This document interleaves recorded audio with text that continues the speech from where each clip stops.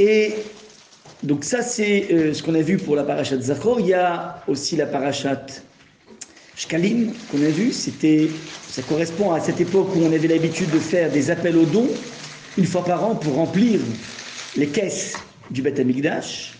On va voir parashat Chodesh pour parler de cette première mitzvah qui a été donnée aux Juifs en tant que peuple. C'est la première mitzvah qui apparaît dans la Torah en tant que peuple. Chodesh Azelachem, sanctifier le temps. On a enfin cette semaine la parashat Para. Para veut dire la vache, et la vache, en l'occurrence, il s'agit de la vache rousse, donc c'est un passage de la parashat de Chukat, dans le livre de Bamidbar, que nous allons lire ce Shabbat, les 3 premières montées de mémoire, donc un long passage.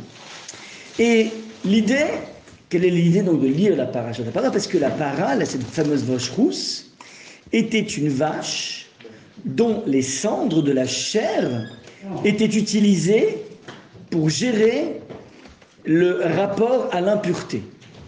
Lorsqu'un individu, halakhiquement parlant, va être au contact direct d'un mort, soit en le touchant, soit en étant dans le wifi de l'enceinte dans laquelle se trouve le mort, alors il contracte ce qu'on appelle une touma, une impureté, qu'on appelle une toumat met, qui est le numéro 1 de l'impureté. Et étant donné qu'il est dans un état d'impureté, il y a plein de choses qu'il ne peut pas faire. Et notamment manger du Korban Pessah. Donc une personne qui aurait rencontré un mort dans son chemin, dans la proximité de Pessah, va se trouver exclue du Seder. Donc pour éviter ça, alors on avait l'habitude de donner la possibilité à tous les individus qui auraient contracté cet contact avec quelqu'un de mort de tout simplement se purifier. Donc il y a une proximité de Pessah avec la parashat Para pour mettre en place, on ait le temps de se purifier, parce que n'oubliez pas qu'en fait il y a beaucoup de gens qui venaient pour les 3 fêtes de pèlerinage, ils montaient à Yerushalayim, ils pouvaient habiter à Beersheva, ils pouvaient habiter à Kriyat Shmona, un peu partout, donc ça prenait des jours de transport, donc ils étaient obligés d'arriver suffisamment purs pour pouvoir s'occuper du Korban Pessah. Voilà un petit peu le Korban de la Pâque. Maintenant, regardez un petit peu ce qui est assez intéressant, c'est que de façon générale, ce type de parachute nous ramène à une sorte de conscience de ce qui se passait à l'époque, sauf que parmi ces parachutes-là, il y a 2 lectures qui sont des lectures de l'ordre d'une mitzvah de la Torah. Par exemple, Shabbat Zachor, on l'a vu, beaucoup de dames se déplacent à la synagogue pour aller écouter, parce qu'en fait, ça a une vertu d'une lecture torahique. Ce n'est pas les chachamim qui ont institué, c'est la Torah qui le demande. Et d'après certains, on regarde tout de suite le Shulchan Aruch, il dit certains disent que la parashat qu'on va lire cette semaine, c'est un devoir de la Torah. Bien que, et je rajoute, c'est très important, alors qu'il y ait un problème des ennemis d'Israël, que Amalek s'est soit métastasé à travers l'histoire, ça on l'a vu. Et donc c'est normal que se rappeler du danger d'Amalek, c'est quelque chose qui est perpétuel. Mais pourtant, la notion de pureté et d'impureté, vous savez qu'aujourd'hui, on est tous impurs. On est tous frappés par cette impureté, parce que finalement, il n'y a plus de Beth Amikdash, il n'y a plus non plus de mitveh qui nous permettrait, avec les enjeux du Beth Amikdash. Donc en fait, aujourd'hui, on part du principe qu'on est tous des gens totalement impurs. Il suffirait de toucher une fourmi pour être impur. Donc on est tous des gens impurs. Donc d'une certaine façon, on pourrait dire que la lecture de la parashat Para, c'est juste pour se rappeler d'un vestige de ce qui se passait à l'époque. Par exemple, je vous donne un exemple très intéressant. Une des raisons pour lesquelles nous faisons Netilat Yadayim avant de manger le pain, on fait Netilat Yadayim avant de manger le pain. Alors c'est juste par vestige de l'époque du temple, où lorsqu'on avait affaire à de la trouma, c'est-à-dire un prélèvement, on ne pouvait le manger qu'avec un certain degré de pureté. Maintenant, puisqu'il n'y a plus de temple, on va oublier cette halakha. Donc on a placé à travers les siècles le fait qu'avant de manger ton pain, au lieu de faire directement motzi, comme quand tu prends un bonbon, tu fais shakol, tu fais barnétéding, eh bien avant de manger le pain, tu vas faire d'abord des téding pour te rappeler, te remettre en condition. Si demain le temple est là, on saura comment faire pour manger des choses qui sont de l'ordre de la trouma. D'ailleurs, d'après la halakha, c'est aussi important quand tu trempes ton croissant dans le café, de faire un Netilat Yadayim comme si tu allais manger du pain, sans faire la bracha. Par vestige encore de cette halakha. Donc on est dans ce qu'on appelle des halakhot de vestiges, pour se rappeler de ce qui se passe. Mais ce qui est intéressant, c'est que si c'est Deoraita, si c'est d'après la Torah, c'est pas du vestige, c'est du vécu. Alors, Amalek, vous avez compris, avec cet octobre, et même avant cet octobre, que c'est du vécu. Intéressant. Le rapport à un individu qui aurait touché, qui aurait contracté quelque chose de l'ordre de la Touma, serait apparemment quelque chose de vécu. Pourtant, on ne le pratique pas.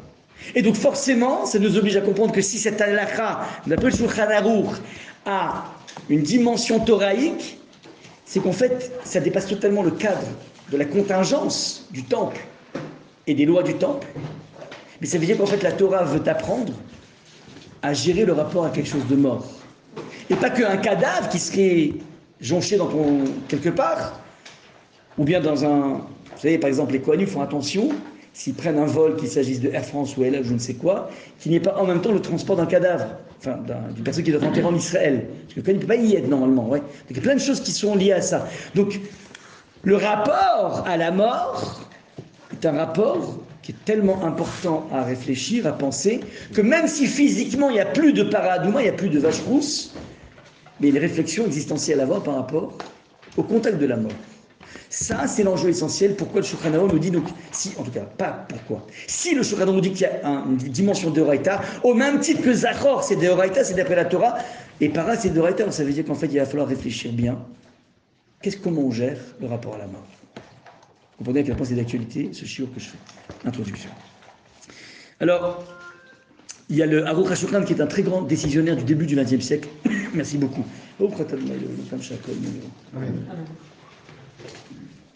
Ce décisionnaire en question est celui qui était un petit peu le décisionnaire le plus plébiscité avant le Mishnah Berurah. Il est avant le Mishnah Berurah, donc en fait avant qu'on ait le Mishnah Berurah, le Chafetz Chaim, tout le monde allait consulter Aruch HaShulchan. Il a donc des remarques extraordinaires. Il s'appelle Rav Epstein. C'est le père du Torah Temima. C'est un commentaire magnifique de la Torah au niveau de l'historique. Donc il va expliquer pourquoi c'est thoraïque. On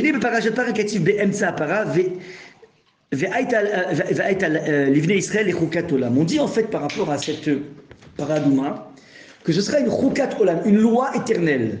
Ça veut dire que quoi? Que la Torah a déjà anticipé le fait que peut-être qu'il n'y aura pas de temple, mais cette loi, elle devrait être éternelle. Car la cendre de cette vache n'est pas liée au Migdash, n'est pas liée au temple. Car à l'époque des maîtres de la Gemara, donc au 4e siècle après Jésus, il leur restait une potion, pas magique, mais on va dire que c'est oui une potion magique, de cendre, de quoi? De cendre de la première vache rousse qui a été brûlée par Moshe Rabbeinu et qui a tenu pendant 1000 ans, cette cendre en question. Parce qu'il suffisait de très très peu de cendre pour le mettre dans un mélange et ensuite permettre le processus de purification. Et donc ils ont pu tenir pendant 1000 ans pour purifier tout le monde. Donc à l'époque des Amoraïm, il y avait encore des personnes qui avaient des doses de cette cendre de Moshe Rabbeinu et qui leur a permis de pouvoir gérer les problèmes. Alors, excusez-moi, je confonds. Enfin, je me suis trompé au niveau chronologique. Il y a eu, le Rambam explique que Moshe Rabbeinu a brûlé donc, la chair d'une vache rousse. Ça a tenu jusqu'à Ezra Sofer. Ezra Sofer, excusez-moi, c'est après 1000 ans jusqu'à Moshe. Maintenant, de Ezra Sofer, ils en ont fait une deuxième qui a tenu au moins jusqu'aux Amoraïm. D'accord? Voilà un petit peu, ça nous fait 2 vaches, donc c'est assez rentable, tu vois, c'est assez économique. Ouais, ils ont dû mettre, je sais pas, des bons pangs pour gérer le stockage. Ouais, voilà. Donc, il y a des ainsi de suite. שהחברים בגליל היו משמרים יין ושומן וטהורים לנסחים ומנקות ומובן שהיו טהורים בעצמם ובסוף הפרשה כתיב שוב והייתה להם et donc 2 fois c'est marqué ce sera une loi éternelle au Miyutarus en plus dit le Rav et la da'ati l'Inyan Kriyat HaParasha a besoin délicat et faire para. Et donc on va lire cette, même si aujourd'hui même il ne nous reste ni le temple ni la cendre, on n'a plus cette cendre. Et tu dis c'est fini, game over. Non, c'est quelque chose qui doit être perpétué pour les générations à venir. Et donc il y a forcément une réflexion existentielle à avoir par rapport à cette lecture de ce Shabbat. Maintenant, on va essayer de rentrer un petit peu plus dans le détail. C'est quoi la procédure de la paradouma de la vache rousse? C'est très simple. Il fallait choper donc une vache rousse, ouais, qui est totalement rousse. Il suffit qu'elle ait 2 poils blancs ou noirs ou marrons, c'est foutu. Donc il nous faut totale rousse, ouais, en rouge total. Hachalo ala alea timima, donc elle doit être parfaite, il n'y a pas un seul défaut. Ouais, si par exemple, je sais pas, moi, elle a gambadé, elle s'est brisé un peu la patte, ou elle s'est un petit peu écorché la peau, boum, c'est foutu. Ouais, donc c'est une denrée hyper rare, quoi. C'était vraiment le yukun kun, comme dirait Louis de Finesse. Ouais, extrêmement rare. Maintenant, temima, parfaite. Hachalo ala alea ol. On s'arrange pour qu'elle n'ait pas eu un quelconque joug. Elle n'a jamais bossé. Ouais, donc pour l'instant, elle est totalement vierge de travail. Ouais. Et on prenait donc cette bête qu'on amenait sur le mont des Oliviers, donc à l'extérieur de la vieille ville de Yerushalayim. N'oubliez pas, le mont des Oliviers, c'est un cimetière. Vous connaissez tous le mont des Oliviers. Vous savez pourquoi c'est un cimetière?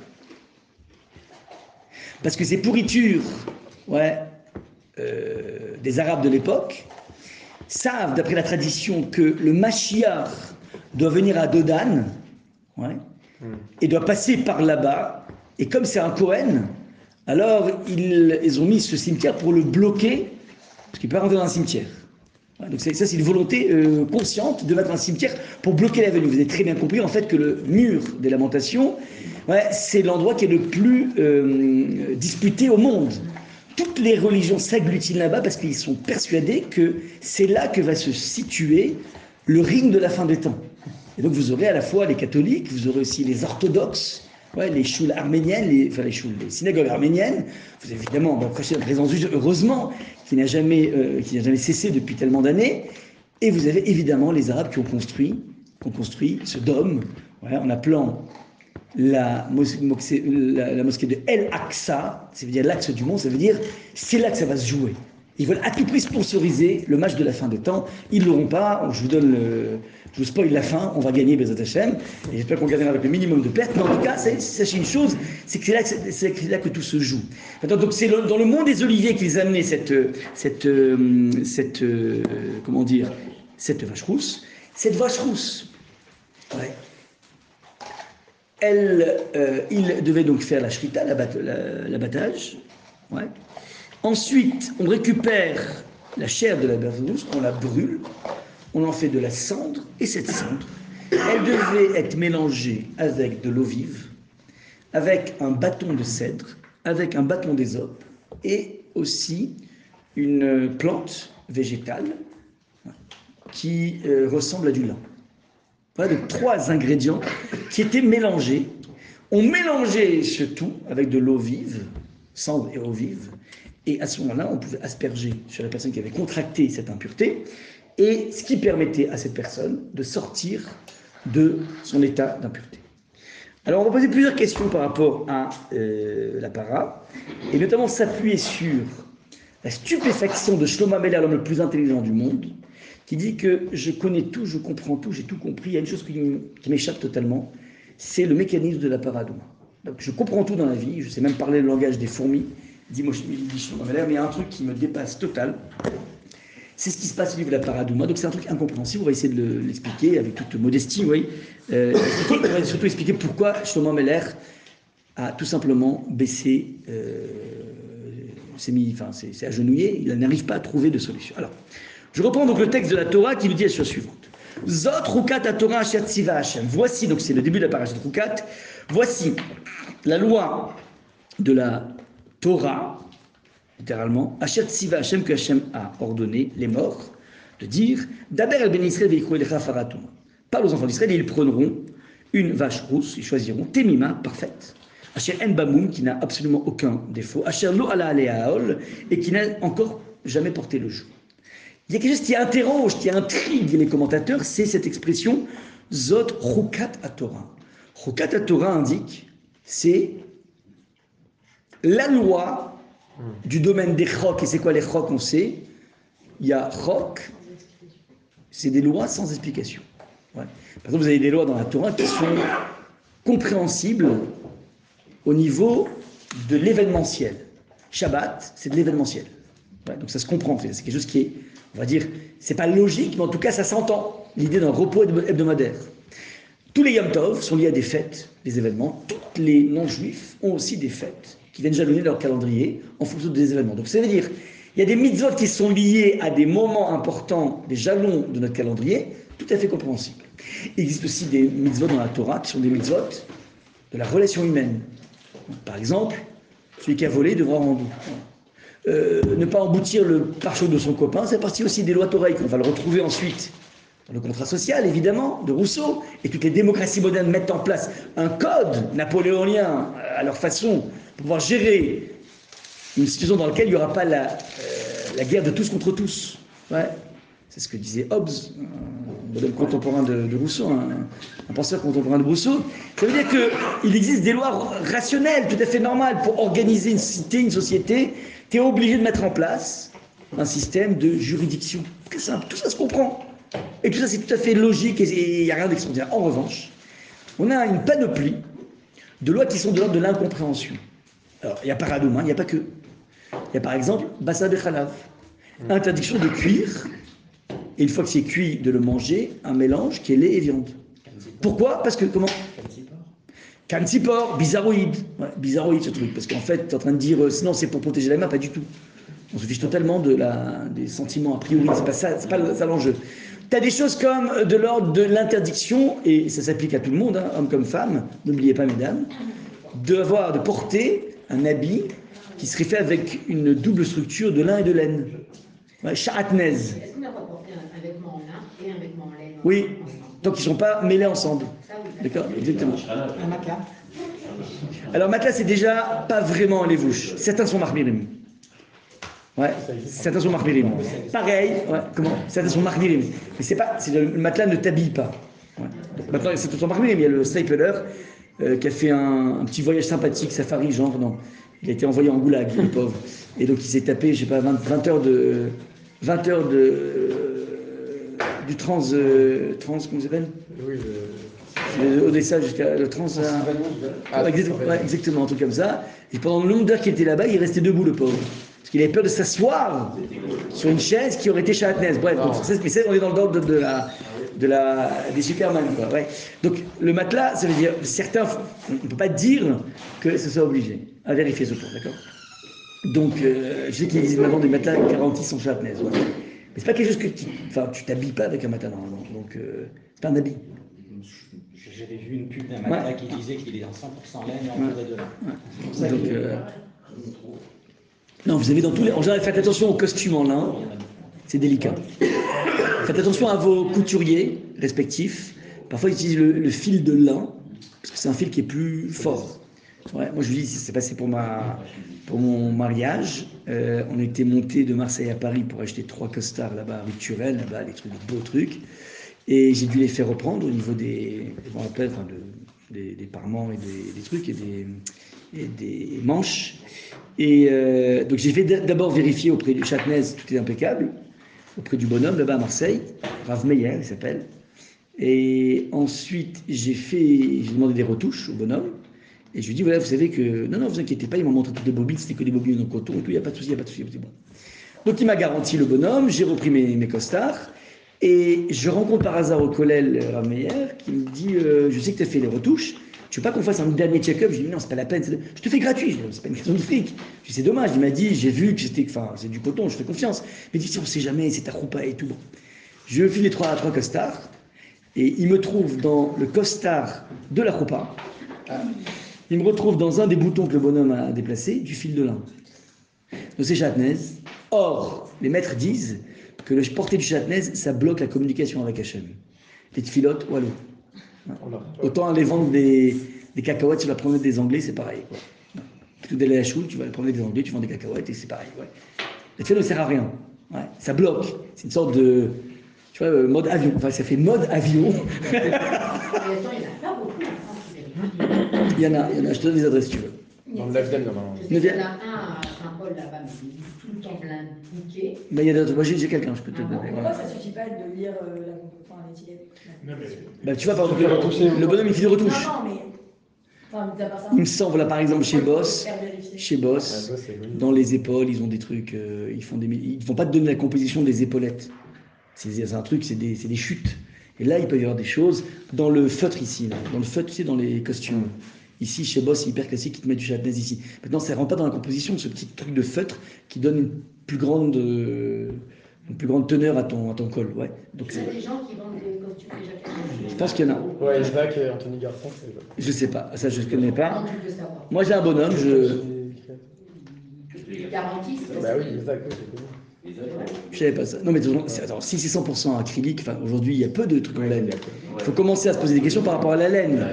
Ouais, laine, il peut y avoir du lin. Mais sur le lin, il y a très souvent de la laine sur le lin. Ouais, il y a de très beaux costards en lin.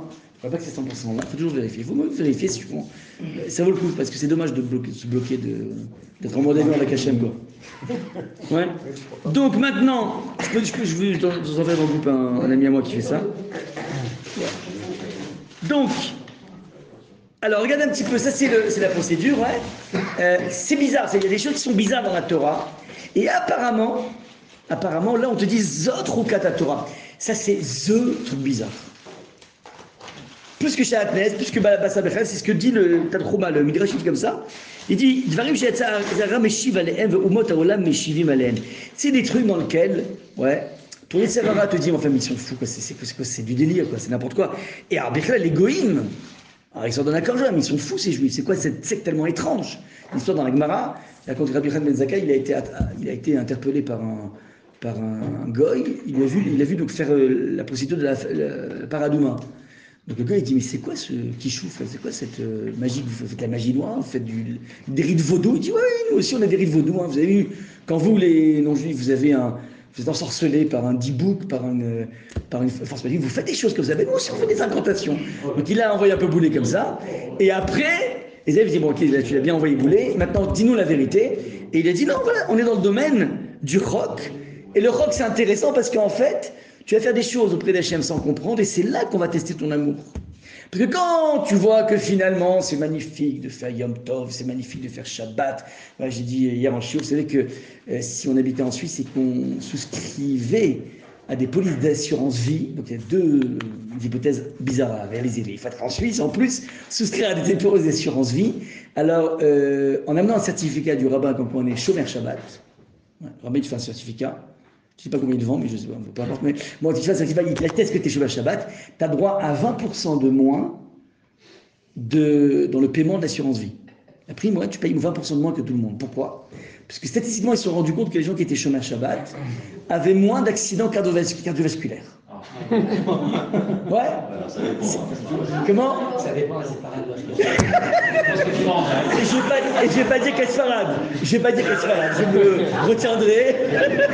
C'est comme les locations en Israël, qui est déjà la Shabbat. Ouais, alors non, mais ça fait parce que tu conduis pas. Voilà. Mais là, c'est intéressant. Ça veut dire que c'est vrai que ça amène. Ah, quand t'es président de communauté, tu dois payer double. Non, le commissaire, c'est plus 20.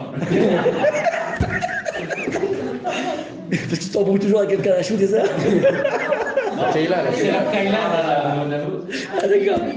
Tabrout. Non mais en Suisse, ils n'ont pas beaucoup de tabrout. Ouais. Non, je te l'avoue, vous n'avez pas réussi à pénétrer là-bas, c'est contré trop... J'imagine, comment tu pourrais bronzer là-bas en Suisse? Tu viens à Zurich, toi. Qu'est-ce que tu vas faire? Tu vas te déprimer. On va être sûr de mes ça après, c'est dommage. Great. Donc ça veut dire que les gens, ils se disent mais c'est quoi, c'est fou là, c'est quoi ce rite complètement vaudou, ouais. Donc ça c'est un truc bizarre. Et alors, il dit donc Rashi, les fiches Hassan ve'umot haolam monim at Israël omar ma mitzvah azot ou ma ta'am yeshban, c'est à quoi vous jouez. Les fiches kataf chouka, c'est parce qu'on va dire chouka. Tu sais quoi, on n'a pas d'explication de donner parce qu'on n'en a pas. Xera v'lefanai en on a cette xera d'Hachem. C'est Hachem qui disait, mais la question est sur pourquoi plus la paradouma que les autres. Qu'est-ce qu'il y a de spécifique? Ils sont tous chouka. Alors pourquoi c'est la spécifique? Ouais. Ça c'est la première question. La deuxième question, qu'est-ce qu'il y a d'emblématique dans cette mitzvah? Ouais. Deuxième question, c'est la question de notre chef, comment on dit, Shlomo Amelech qui dit j'arrive pas à comprendre. Cette mitzvah elle est complètement incompréhensible. Incompréhensible pour moi. Or, on a plein de symboliques dans cette mitzvah qui pourraient la rendre plus compréhensible. Regardez ce que dit Rashi dans Bamidbar. Para. Ouais. Pourquoi on amène une para? Pour gérer la gestion de la mort. Alors, juste je vous rappelle en fait, c'est intéressant. Sachez en fait que le Egel Hazahav, le Vaudor, j'ai lu cette semaine le Kliakar, qui dit que le Vaudor a engendré la mort dans le monde. On demande, mais c'est pas vrai. On mourait avant le Vaudor. On n'est pas éternel. Il dit oui.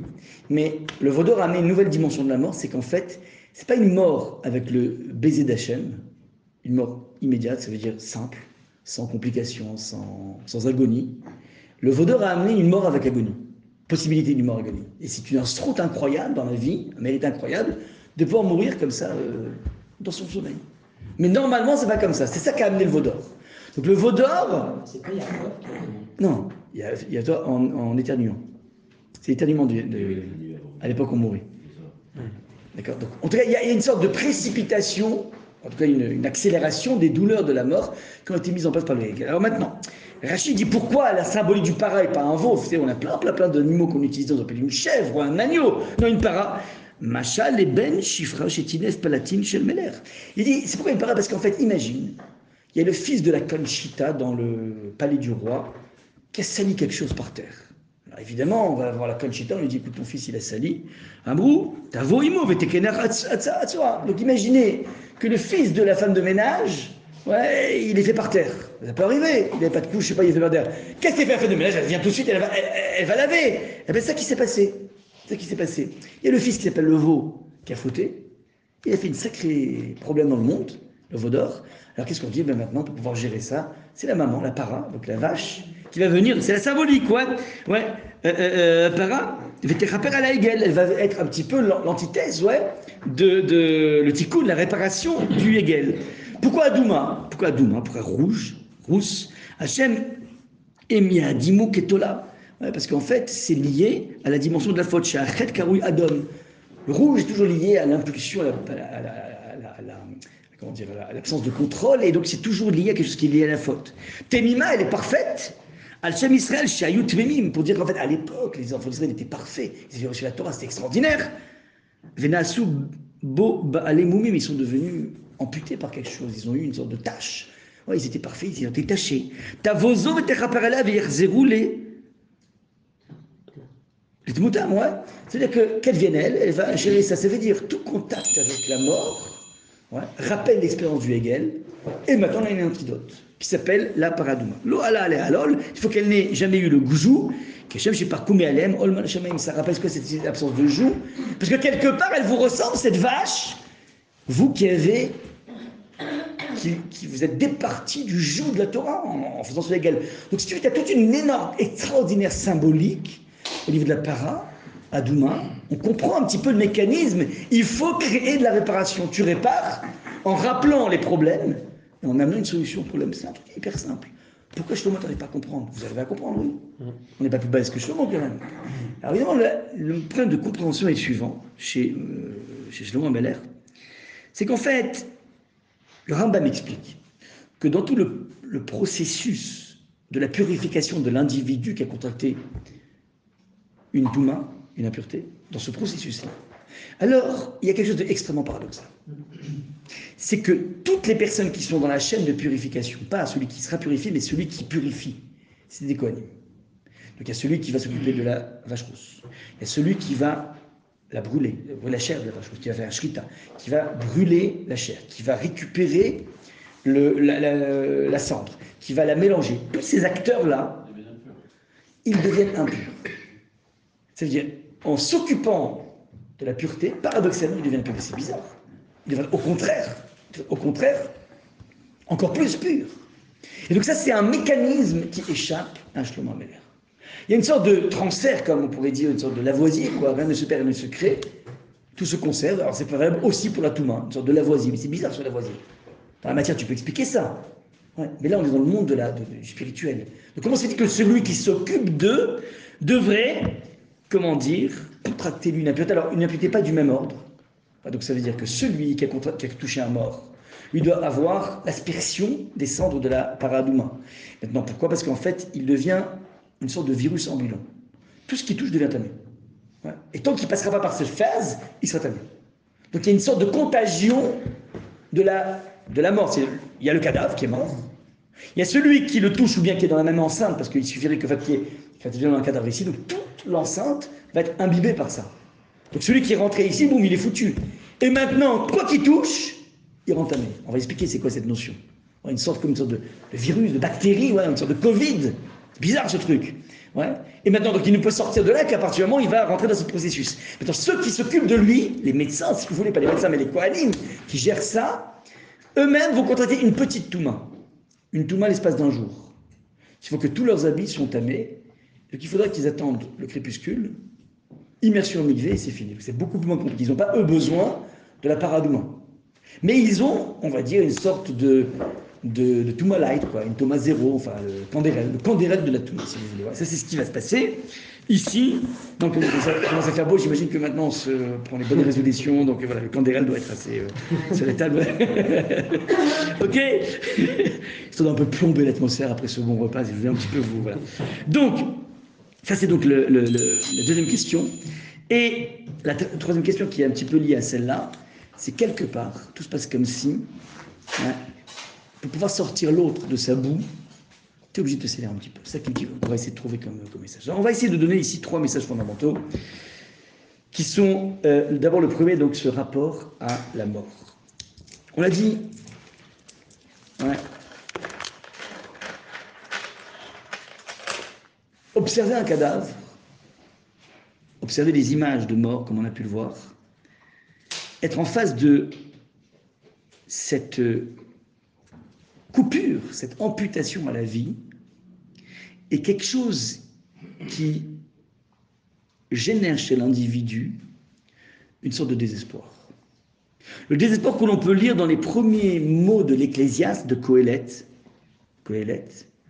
qui dit Havel Havalim Amar Coëlette, vanité des vanités, a dit Coëlette, Havel Havalim Akol Havel. En fin de compte, tout n'est que vanité. Quand tu vois quelque chose qui meurt, alors tu es en train de dire, finalement, on a beau faire des projets, on a beau faire des magnifiques réalisations, pour finir en fin de compte dans un petit espace, ouais, de 2 mètres sur 1 mètre, pas plus que ça. Tu as beau avoir fait des choses fantastiques dans ta vie, au bout du compte, comme dirait Keynes, le grand économiste, à plus ou moins long terme, on est tous morts. C'est vrai ou pas qu'il a dit ça? Je passe sous ton contrôle. Keynes. Non, ne dis pas que tu sais. Non, c'est pas bon. Non, mais t'as fait de l'économie quand même. Ok.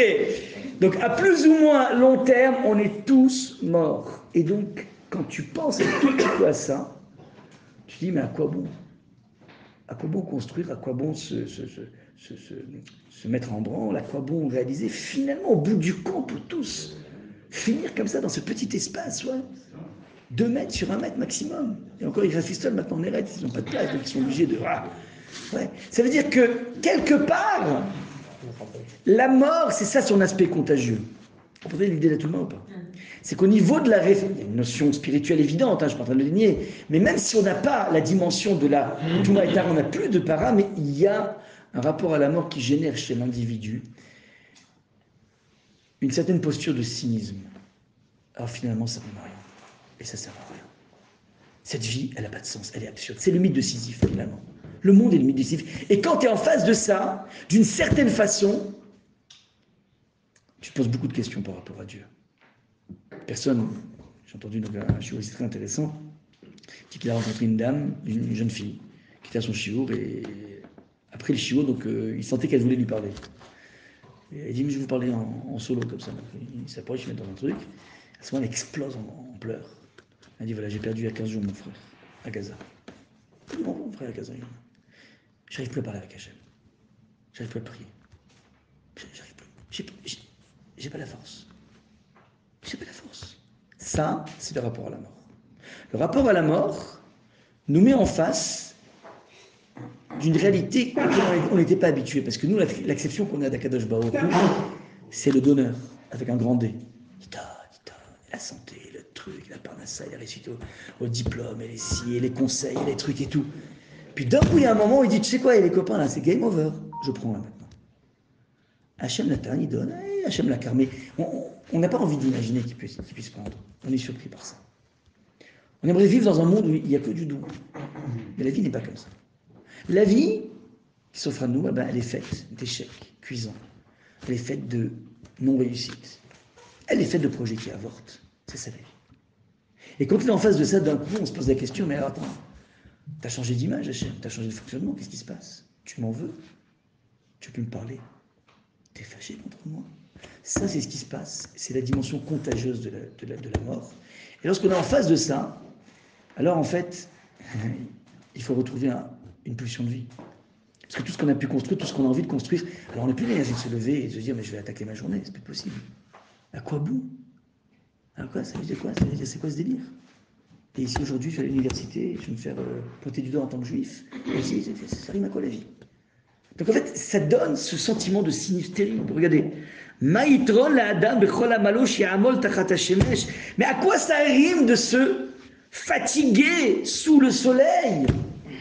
Mais qu'est-ce qu'on fout, nous, à se déchirer comme ça dans tout? Mais arrêtez, ça suffit. Un hamac, et puis c'est fini, il y en a marre. Attendons tranquillement de crever, c'est tout. Qu'est-ce qu'on se prend la tête? Tu t'agites, tu trucs et tout. D'or relève et d'or bas, une génération s'en va. Une autre génération lui succède. Ça reste sur l'amour, et la terre subsiste perpétuellement. Mais t'as pas compris que dans la vie, t'étais qu'un simple grain de couscous dans une extraordinaire couscoussière. Aujourd'hui, t'es là, demain, t'es pas là, et tu crois que ça a changé le monde. Et tu crois que ça a changé le monde. Tu sais, les gens qui se sentent indispensables, les marabouts qui se disent comme ça, tu sais quoi? Viens, je te mets dans un cimetière, voilà. Tous ces gens-là qui sont enterrés, ils étaient persuadés que le monde ne pouvait pas continuer sans eux. Et là, ils sont tous là, tu vois, et le monde, il a continué. C'est ce qu'il dit. Tout ça, ce cynisme de Shlomo avait l'air, ça, c'est ce que te donne le rapport à la mort.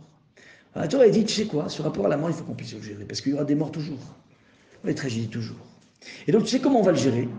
Paradoxalement, on va réduire à néant cette vache en question. On l'a réduit à néant, il n'y a que des cendres, il n'y a plus rien.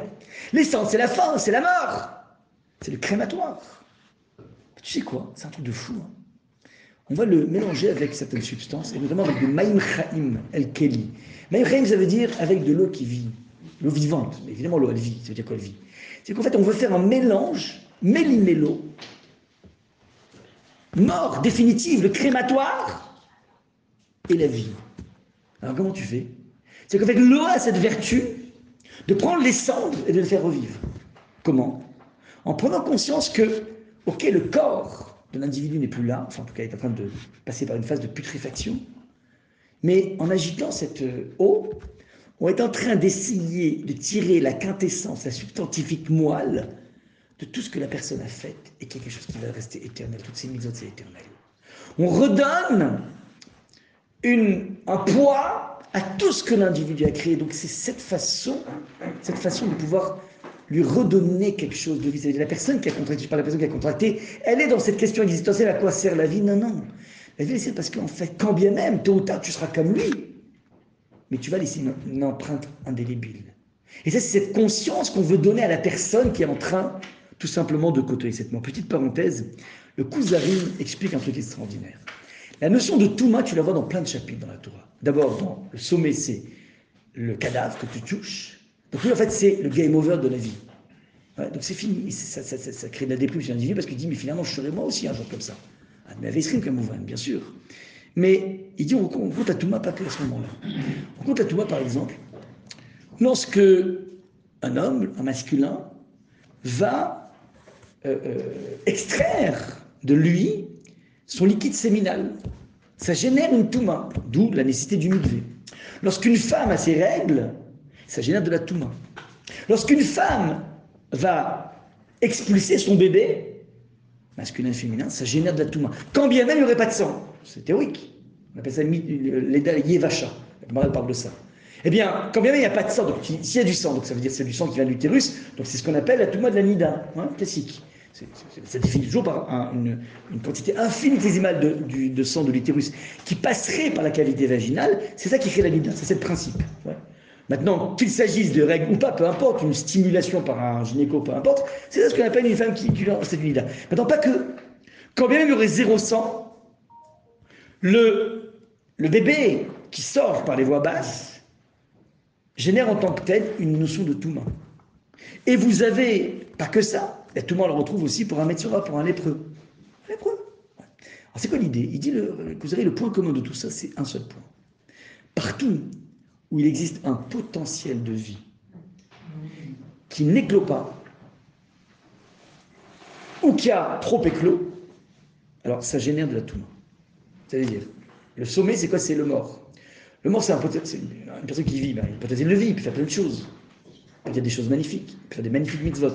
D'un coup, la vie s'arrête, pac, il est figé. Potentiel de vie qui ne marche plus, Touma. Deuxième volet, ouais, le liquide séminal, Il y a un maximum spermatozoïde parmi toutes les millions et les millions qui aura quelque chose de positif à faire. Tout le reste, ben, il part dans les méandres. Donc il y a une potentiel de vie, de procréation, qui va ou pas éclore, en tout cas il sort de l'individu, donc ça crée du vide. Ça crée une cavité, une caverne à l'intérieur de l'individu. Et donc ça, c'est ce qu'on appelle la Touma. Les règles, c'est le même principe. C'est qu'en fait, il y a eu un phénomène de nidation qui s'est mis en place de façon régulière pour accueillir un ovule qui, si cet ovule peut être à la capacité d'être fécondé, ça va créer un bébé. Mais s'il n'a pas été fécondé pour X raisons, alors d'un coup, tout ce nid va s'évacuer. Et donc ce potentiel de vie, toute cette vascularisation de l'utérus va s'échapper. Et dans cet échappement en question, puisque c'est potentiel de vie qui n'est que pas, résultat, Nida, les résultats, Touma.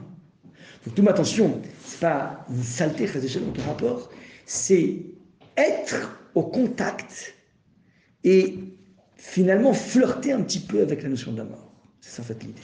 Le lépreux, c'est comme la lèpre, en fait ce sont des morceaux, des bouts de la peau, enfin je sais pas quoi, qui meurent. C'est un potentiel de vie qui meurt. Il y avait quelque chose qui était innervé ici, et puis voilà, il n'y a plus rien. Donc, le bout du nez qui part, je ne sais pas comment ça fonctionne les lépreux, mais en tout cas, c'est quelque chose qui est en train de mourir. Donc c'est ça le principe. Maintenant, c'est très intéressant pour reprendre l'idée de la Nida.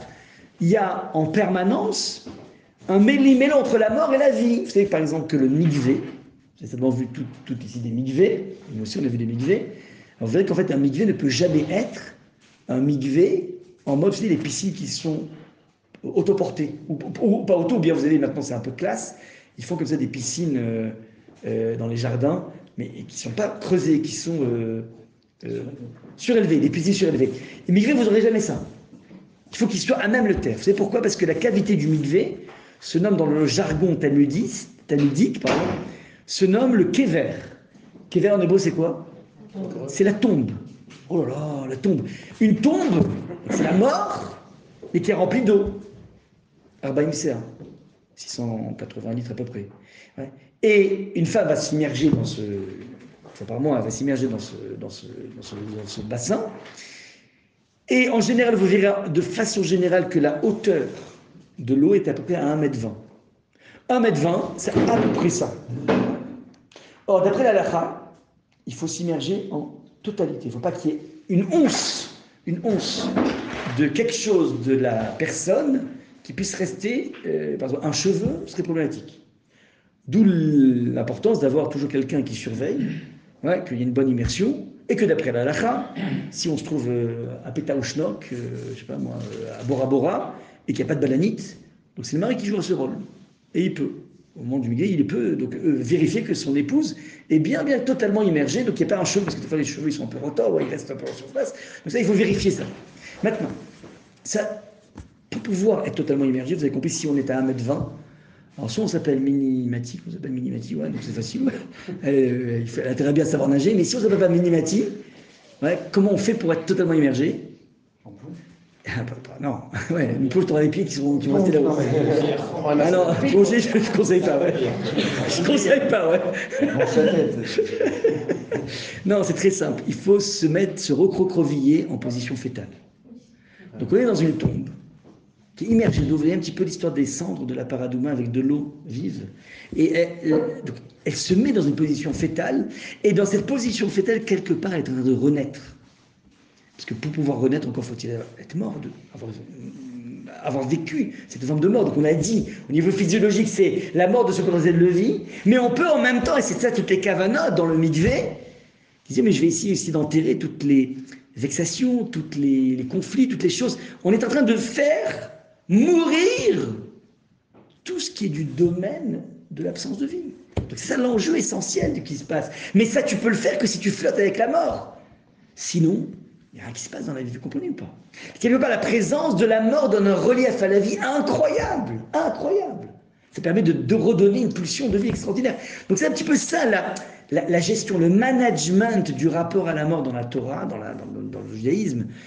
C'est cette faculté de comprendre, oui, c'est une fatalité. Il y a des choses qui vont s'atteindre, mais c'est pas grave. On va les faire revivre. parce que les traces seront là. Et donc j'ai cette faculté, dans ces cendres, d'y mêler cette pulsion de vie, il y a quelque chose à attraper. Donc oui, on peut passer par une phase de déprime, de voir ce qui se passe, mais on peut se reprendre en se disant, mais non, on va créer de la vie. C'est dans le sommet même, dans les plus grandes des cendres, dans les Auschwitz les plus accrus, les plus aigus, que l'on peut repenser et refaire jamais la vie. Ça, c'est donc le premier des points. La mort a beau se moquer de la vie, mais la mort peut être aussi utilisée comme étant un tremplin pour recréer de la vie. Ça, c'est l'enjeu, première des choses. Ça, c'est la première chose que dit la Paradoma. Deuxième chose. Deuxième chose, ça, c'est un point assez fabuleux. Par rapport à la question, mais comment se fait-il que tous les acteurs qui mettent en place cette purification, eux se retrouvent impurs? C'est injuste.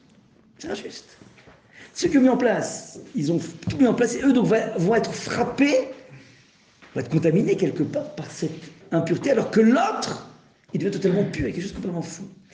Alors il y a ici une idée assez fabuleuse, qui est que, et c'est ça en fait le point qu'il n'arrive pas à comprendre, Salomon, il n'arrive pas à comprendre ça. C'est-à-dire qu'en fait il y a une partie de la Torah qui t'échappe, comme une sorte de sphère d'intelligentsia thoraïque, qui échappe totalement au monde de la réflexion la plus subtile, la plus forte. Ça t'échappe. Eh bien, ça t'échappe et t'es en face même d'une injustice. Pourquoi celui qui aide l'autre, il se fait plumer? Élément de réponse, ce passage de la Torah au niveau théorique qui est marqué dans la Torah va te permettre d'aborder des questionnements terribles de la vie qui s'appellent tzaddik veralo. Pourquoi quelqu'un qui est tzaddik, des fois il a des souffrances atroces que le mafioso n'a pas? Des questions fondamentales. La Torah a placé dans son texte, dans ses mitzvot, dans ce qu'elle est, elle a placé une partie totalement incompréhensible pour que tu t'entraînes à comprendre que la vie, elle peut t'amener devant des scénarios incompréhensibles. Tous ces rescapés de la Shoah, qui ont été rescapés. Alors, ils venaient en Hollande. La Hollande a été frappée avec la même proportion que les Polonais. Il y avait 3 millions de juifs en Pologne, il ne reste plus que 300 000 juifs après la guerre. 90% ont été amputés. En Hollande, c'est 300 000 juifs, il ne reste plus que 30 000. Même proportion. Pas autant, mais même proportion. À la différence des juifs polonais et des juifs hollandais, c'est qu'il n'y a aucun juif polonais qui est retourné sur les lieux du crime. Ils ont un maudit, ils ont à jamais maudit cette terre de Pologne. Puis c'est une terre qui a toujours été profondément antisémite. Il y a eu des pogroms en 50 contre les juifs en Pologne. Il faut savoir ça, Donc, mais en Hollande, ils sont tous retournés. Et donc, ils sont retournés. Et donc, d'un coup, les rescapés, mais là, c'est mon oncle qui habitait ici. C'était un tzaddik, mon oncle. C'était un chacham. Puis d'un coup, il voit comme ça des mezuzot arrachées. Il y avait la mezuzot de ma tante ici. Et à force de voir ces spectacles, ils voient qu'en fait, il y a quelque chose qui s'est arraché à l'intérieur de leur cœur. Et ils ont 2 questions dans la vie. Pourquoi ça? Question théologique. Pourquoi le mal dans le monde? Mais une question encore plus complexe à gérer. Pourquoi moi, qui ne suis pas un tzaddik, je m'en suis sorti? Et pourquoi lui, qui est un tzaddik, qui s'en est pas sorti? Et ça, c'est une question qui est d'autant plus complexe pour un rescapé. Le syndrome du rescapé, c'est ça. C'est pourquoi moi et pas l'autre? Pourquoi je suis là et pas l'autre? Finalement, ça va être plus simple que je sois là-bas. Je ne vois pas tous ces problèmes existentiels. Ça, c'est la deuxième question. La Torah te place un jalon extraordinaire pour te dire que tu vas être confronté dans la vie à des choses complètement injustes. C'est malheureux. Tu n'arrives pas à comprendre cette passage de la Torah, ça non plus, tu n'arriveras pas à comprendre, tu continues à avancer. Les façons par lesquelles Hachem tisse sa toile, et même son monde, c'est quelque chose qui devra être totalement incompréhensible. Il y a une extraordinaire Gemara qui est commentée par le Ber Yosef qui dit la chose suivante. À un moment, lorsque Moshe Rabbeinu est monté là-haut, il a attrapé Hachem en flagrant délit de dessiner des couronnes sur les lettres. Vous savez, dans le Sefer Torah, vous avez les lettres, Aleph, Bet, Gimel, et puis certaines lettres ont ce qu'on appelle des petites couronnes. C'est des 3 petits, comme un trident. Comme un trident, Alors, il dit, c'est quoi ça? Pourquoi tu écris ça? Des ornements, ça fait un petit peu ça, enjolive. Et non, parce qu'en fait, arrivera dans une génération quelqu'un qui aura les épaules pour expliquer pourquoi j'ai mis ces ornements ou pas. Il dit, c'est qui? Il dit, ok, Back to the Future, ouais, je vais t'amener. Il s'appelle Rabbi Akiva. Donc ils font un bond de 1000 ans à peu près, 1000 ans. Et ils catapultent Moshe dans une classe où enseignait Rabbi Akiva, donc il est maître de la classe. Et puis il arrive, il développe. Alors il est hyper déprimé, Moshe, parce qu'il ne comprend rien à ce qu'il dit. Donc Rabbi Akiva qui enseigne la Torah c'est lui qui l'a transmise, et il ne capte rien. Bon. Vraiment, il y a un élève qui dit hé Rav, je comprends pas, mais pourquoi vous dites ça? Qui vous a dit que c'est ça la vérité? Et là, Rabbi Akiva dit on se calme là. Alakha Moshe Mishina. Ici, une alakha qu'on a reçue de Moshe Rabbeinu, on se couche. Et là, il va s'irriter. Parce qu'en fait, alors c'est très intéressant, ça veut dire. Moshe Rabbeinu ne capte rien au déploiement de la Torah, parce que la Torah, en fait, c'est un système infini. Et Moshe a placé, si vous voulez, les germes, mais il n'avait pas, si vous voulez, toute la ramification comme des parties d'échecs, si vous voulez. Il n'avait pas la connaissance de... La vision globale. La vision globale, ouais, c'est-à-dire, en fait, c'est une vision qui est en train de se déployer. Donc il y a un déploiement de la Torah assez incroyable, qui se met en place, que lui-même pouvait même ignorer, donc il ne capte rien. Mais il a réussi rien parce qu'en fait, ce n'est pas déconnecté de la source. Donc ce n'est pas une sorte de robot, on se pose des questions maintenant sur l'intelligence artificielle, s'ils ne vont pas un jour décider de se rebeller contre nous. Donc jusqu'à quand t'as la maîtrise, ouais. C'est une vraie question sur la robotique. Mais en fait, Moshe Rabbeinu, il s'est dit, mais quoi, c'est un système, ça s'appelle la questionnement de Moshe Rabbeinu. J'ai créé un robot, j'ai amené un robot qui est en train de partir en latte, quoi. Ouais. Si je comprends pas, ça veut dire que c'est bizarre, c'est moi l'auteur. Tu amènes devant Picasso, tu dis, voilà, je te montre ton Guernica. Il dit, non, je comprends rien, mais c'est pas moi pas possible, c'est pas moi qui parle. Mais si, c'est toi. Je comprends pas, ouais. C'est pas possible. Alors, il dit, non, mais là, maintenant, je suis rassuré, ça vient de Moshe Rabbeinu. Donc, il voit ça, il dit, il est content, ok, très bien. Et il dit, mais s'il est tellement balèze, d'ailleurs, en l'occurrence, ça veut dire que Moshe Rabbeinu ne connaissait pas c'était quoi ces tagim, là, ces ornements, il ne connaissait pas. Il faut attendre, d'ailleurs, Rabbi Akiva pour les comprendre. Donc il demande, Moshe Rabbeinu, mais je ne comprends pas. C'est un peu bizarre, ça. Si tu es un bonhomme d'un tel calibre, pourquoi c'est pas lui qui a donné la Torah? Il est plus fort que moi. Il faut être honnête dans la vie. Il est plus balèze que moi. Shtok, tais-toi. C'est comme ça que j'ai pensé. C'est mon schéma. Tu comprends pas, c'est pas grave. Okay. Après, il dit, ok, alors un tel calibre, genre, qu'est-ce qu'il va devenir avec Akiva, c'est une personne qui est plus forte que moi, 1000 ans après. Comment il finit? C'est quoi l'arc de triomphe que tu vas lui construire, quoi? Tu peux me montrer comment il finit? Non, il n'y a pas de souci. Et puis il lui montre, deuxième épisode de la Gemara, où il a été chopé par les Romains, et ils l'ont mis sur un bûcher, ils l'ont peigné, ils l'ont massacré avec des peignes en fer brûlant. Ils l'ont scalpé, quoi. Ils l'ont scalpé. Alors, moi je suis revenu, dit, Zotora, c'est ça la Torah, c'est la Torah. C'est ça la Torah, et c'est ça. Lui, c'est l'homme le plus grand de la Torah, et il finit comme ça, c'est ça? Ça mène à ça la Torah? Et j'ai dit, toc, tais-toi. Et si t'es pas content, je ramène le monde au Tohu. Ça, c'est dans ma cote, comme ça. Et le Rav, le Yosef, il pose une question, il dit, mais quel rapport entre les deux histoires? Il y a une histoire du monde de l'étude de la Torah, qui va être hyper déployé, hyper trophié par Rabbi Akiva. Et puis tu as un monde de l'incompréhension totale, de la tragédie qui peut se passer pour les plus grands. Pour les plus grands. Quel rapport entre ces deux histoires? Il dit, non, il est extraordinaire. Une fois que il a montré à Moshe Rabbeinu qu'il existera des parties dans la Torah qui sont insondables, personne n'arrive à les saisir. C'est un monde de l'inconnu, c'est un monde peut-être qui est absurde, un monde qui est insondable, impossible. Alors j'ai expliqué en fait que la Torah, elle a son plan de projection dans la vie. Et de la même façon que la Torah, eh bien, elle est incompréhensible, il existe des parties dans la vie qui sont le plan de projection, enfin le lieu de projection. La vie, c'est ce lieu de projection de la Torah. Il y aura des parties qui sont complètement incompréhensibles. Tu peux comprendre des parties de la Torah, une partie de ta vie, tu comprendras. Il y a des parties incompréhensibles de la Torah, eh bien, il y aura des parties dans ta vie qui sont infiniment pas compréhensibles. C'est ça en fait l'idée, la juxtaposition de ces deux idées. Ça c'est le deuxième point. Dernier point, et je m'arrête là-dessus. Ouais. Cette idée à partir de laquelle, si tu veux sortir quelqu'un de la boue, de la touma, tu n'as pas le choix que d'une certaine façon, pas le blâmer, pas le juger, pas lui dire mais tu es en train de te massacrer, c'est du n'importe quoi. Tu n'as une seule chose que tu peux faire, c'est t'approcher de lui, et c'est de comprendre déjà son fonctionnement, première chose. Et deuxième chose, avoir une empathie par rapport à son état de dépravation, si vous voulez. Et c'est qu'à partir du moment où tu auras pu dévoiler ces deux aspects, un, compréhension de ce qui se passe chez lui, Et deuxième chose, faculté de pleurer pour lui, que tu pourras l'aider.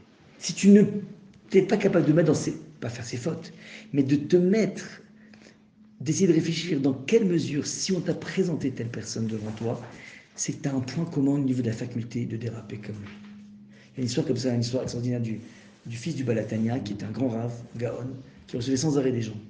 Un jour, il a fait la grève. Il a dit, moi, en 3 jours, on me laissait tranquille, plus personne. Je les attendais comme ça, le rave, qu'est-ce qui se passe? Puis, au bout de 3 jours, il a rouvert la boutique. Donc, ils sont venus, et on m'a demandé, pourquoi t'as fait un... Alors, pendant les 3 jours, on l'a vu comme ça, en train de pleurer, en train de faire des télim, des jeunes, des mikveh. Bonhomme, il est rentré en assis, en mode ascète total. On m'a dit, qu'est-ce qui s'est passé? Il dit, non, en fait, il y a une personne qui est venue me voir, il avait fait une avéra, une faute absolument terrible, inimaginable. Et c'est tellement inimaginable que je n'arrive même pas à comprendre ce qu'il a fait. Et donc j'ai pris 3 jours pour essayer de réfléchir dans quelle mesure j'aurais pu moi aussi rentrer dans, pas la même chose, mais rentrer dans ce trip. Comment j'aurais pu moi aussi un petit peu déraper. Et tant que je n'avais pas fait ce point commun avec lui, je ne pouvais pas l'aider. Une fois que j'ai vu ça, j'ai pleuré pour lui, qu'il soit arrivé tellement loin, et c'était qu'à partir de ce moment-là que je pouvais mettre en place une thérapie. S'il n'y a pas cette empathie minimum, impossible de faire. Par contre, c'est une histoire assez magnifique. Il y avait comme ça les les fils d'un très grand amour. Le fils aîné, le frère aîné, le frère cadet. Et ils étaient donc, ils ont joué comme ça à un jeu de l'élève qui invente le rave, en lui disant voilà, parce que je m'en vais normalement, j'ai fauté avant Kippour pour essayer de voir qu'est-ce qu'il doit faire. Il jouait un jeu de rôle, donc le frère qui avait, je sais pas moi, 12 ans, il jouait le rôle du rave, et le frère qui avait 8 ans, il jouait le rôle de l'élève qui dit voilà, rave, voilà, j'ai fauté et tout, qu'est-ce que je peux faire et tout. Et à ce moment-là, en fait, c'est l'histoire, c'est pas un jeu de rôle, excusez-moi.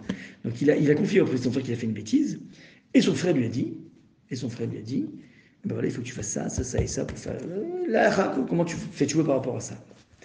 Une semaine après, sa maman est venue voir le petit de 8 ans. Elle lui a dit t'as fait ce que t'a dit ton frère? Il a dit non, j'ai pas fait. Et pourquoi t'as pas fait? Il dit parce qu'en fait, moi je suis allé voir un rébé, il n'a pas agi comme un rébé. Il dit pourquoi? Parce qu'en fait, un rébé, quand tu vas le voir et tu dis que tu as un problème, première des choses, il a mal. Lui il m'a dit la halakha, mais il est pas mal pour moi, donc c'est pas un rébé.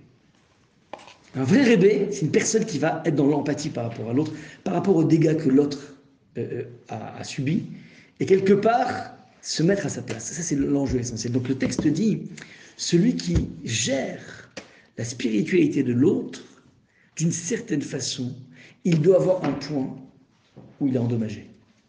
Et être conscient de ce point et dire finalement, on est une communauté d'esprit tous les deux, communauté de vie tous les deux, et donc je peux tout prendre en charge. C'est ça un petit peu le point essentiel que donne ici cette paradouma. Donc on a vu 3 points fondamentaux ici. Première des choses, que la paradouma est là pour gérer notre rapport à la mort. Et pour essayer de voir qu'est-ce qu'on fait avec ça. Est-ce qu'on décide de se fossiliser?